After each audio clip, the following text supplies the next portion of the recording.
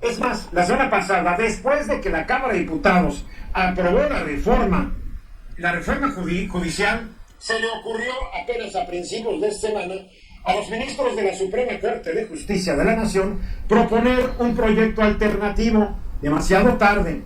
La verdad es que vamos a pagar todos los mexicanos la desidia, la irresponsabilidad, la incapacidad de la oposición en su conjunto para haber combatido a estas 18 propuestas que se van a hacer, les guste o no, nos guste o no, pero Morena, sus aliados, arrollaron el 2 de junio y esto ya es historia.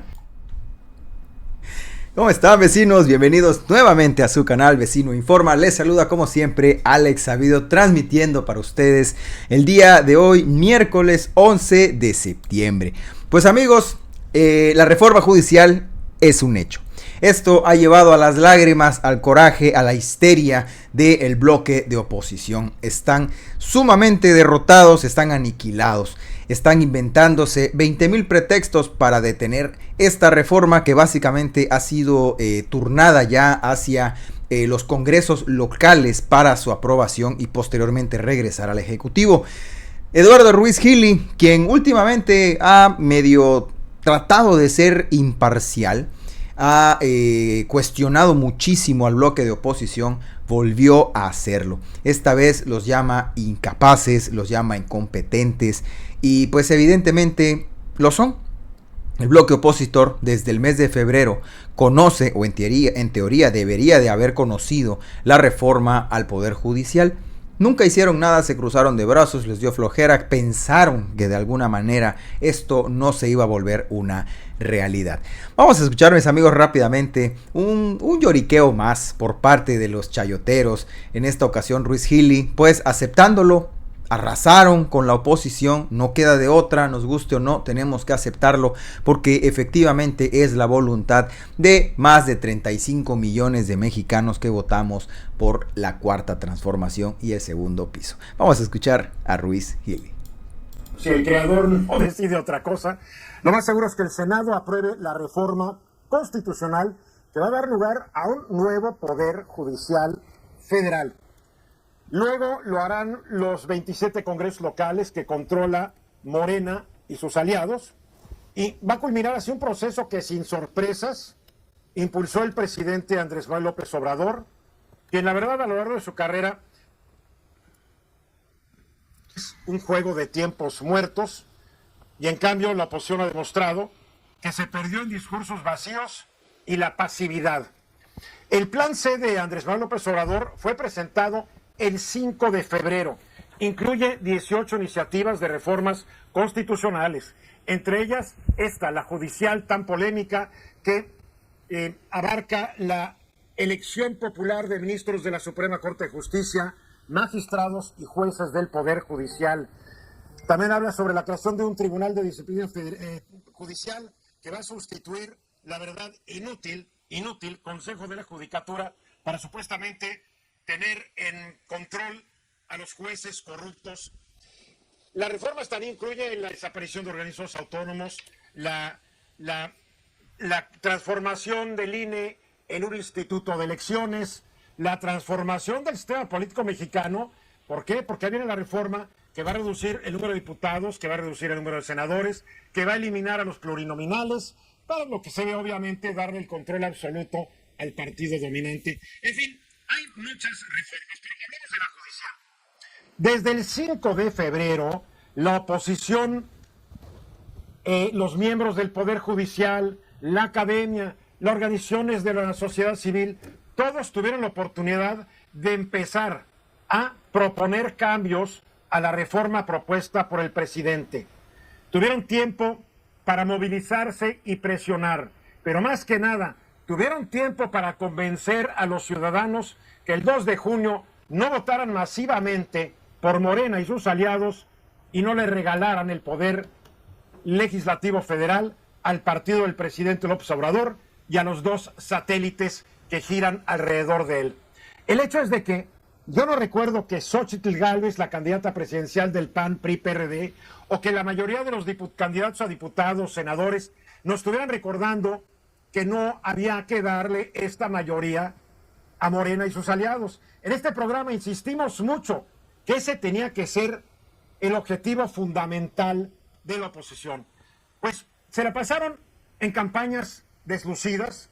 La misma campaña de Xochitl no pegó, la de los candidatos a diputados, senadores no pegaron. Ya están los resultados. El 2 de junio se decidió este asunto. Curiosamente, fue después del 2 de junio, cuando se veía que iba a tener mayorías absolutas constitucionales, Morena y sus aliados en ambas cámaras, cuando empezaron a organizarse los enemigos de la reforma. Marcharon, participaron en parlamentos abiertos, hicieron lo que fuera, pero no funcionó. Es más, la semana pasada, después de que la Cámara de Diputados aprobó la reforma judicial, se le ocurrió apenas a principios de esta semana a los ministros de la Suprema Corte de Justicia de la Nación proponer un proyecto alternativo. Demasiado tarde. La verdad es que vamos a pagar todos los mexicanos la desidia, la irresponsabilidad, la incapacidad de la oposición en su conjunto para haber combatido a estas 18 propuestas que se van a hacer, les guste o no, nos guste o no, pero Morena, sus aliados, arrollaron el 2 de junio y esto ya es historia. Esta es la mayor tragedia. Una oposición totalmente incapaz, totalmente dormida. Y podemos seguir llorando, podemos seguir protestando. Me da mucha risa que todavía hoy recibo por WhatsApp y veo en las redes sociales todo el mundo en contra de una reforma que ya está consumada, les guste o no, me guste o no. Muy bien, lo bueno es que lo acepta, lo admite, podemos seguir llorando, pero no hay nada más que hacer. Y efectivamente tuvieron mucho tiempo los opositores para tratar de convencer a un público que no estaba de acuerdo con la Cuarta Transformación, que no está de acuerdo con la 4T, pero no pudieron convencer absolutamente a nadie, totalmente desfigurados, totalmente pasaron desapercibido por completo, tanto diputados, senadores de oposición como la mismísima candidata absurda que tuvo el PRIAN. Desde ahí empezaron ellos muy mal. Ya para finalizar el video, nada más vamos a leer rápidamente de qué se trata esta situación. Esto es con base en una nota también chayotera por parte del Financiero, que llaman a esto un regalo de despedida al presidente López Obrador. Dice por acá: el Senado aprueba la reforma al Poder Judicial en lo particular. ¿Quién votó en contra y quién a favor de la reforma judicial? El Pleno del Senado aprobó esta reforma para el presidente López Obrador. ¿Qué sigue para esta iniciativa? Tenemos por acá: el deseo del presidente, dice López Obrador, se hizo realidad. Es el deseo de los mexicanos, de muchos millones de mexicanos, no solamente de un hombre.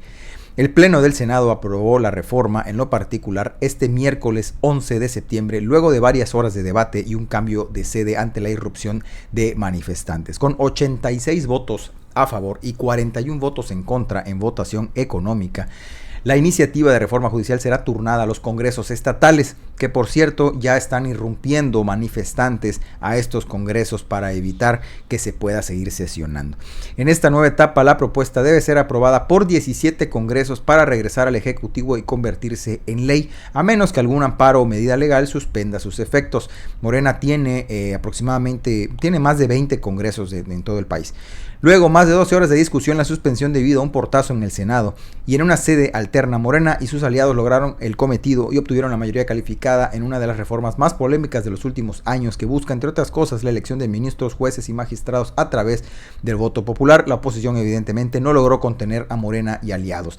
La aprobación de la reforma se logró luego de que Morena y sus aliados, el Partido Verde y el Partido del Trabajo, alcanzaran la mayoría calificada, es decir, el voto fue a favor de la iniciativa de la reforma judicial de 2/3 partes del Pleno del Senado. ¿Qué senador de oposición votó a favor de la reforma?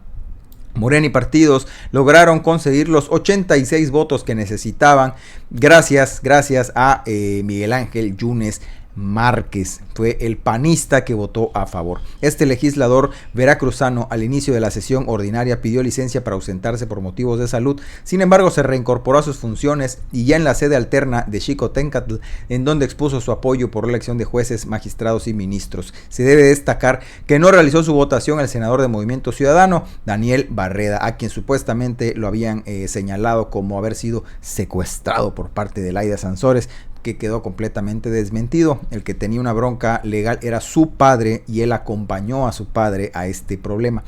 A lo largo de la sesión, sus compañeros de bancada reportaron una posible desaparición de él y su padre. ¿Qué sigue? El presidente de la mesa directiva, Gerardo Fernández Noroña, detalló que el camino seguirá la reforma judicial antes de convertirse en ley. Después de ser discutida y aprobada en la Cámara de Diputados, la propuesta de la reforma al Poder Judicial llegó al Senado, donde se discutió y ya se aprobó.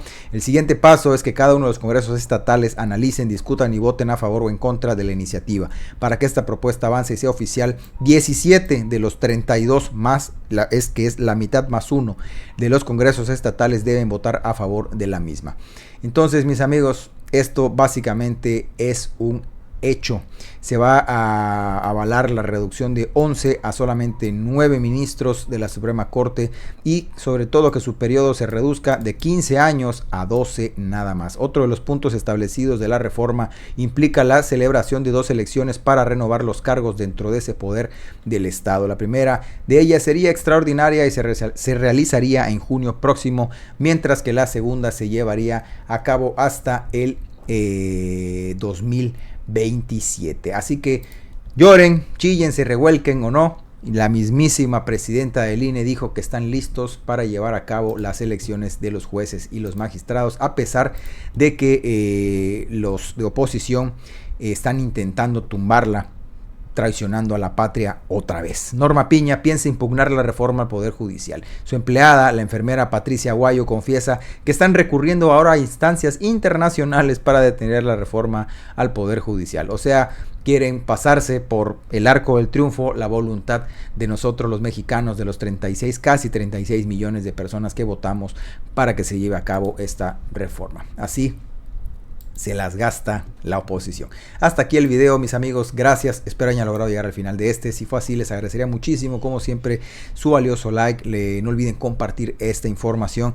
Y como siempre, los invito a suscribirse al canal si tampoco soportan al PRIAN. Cuídense muchísimo. Nos vemos.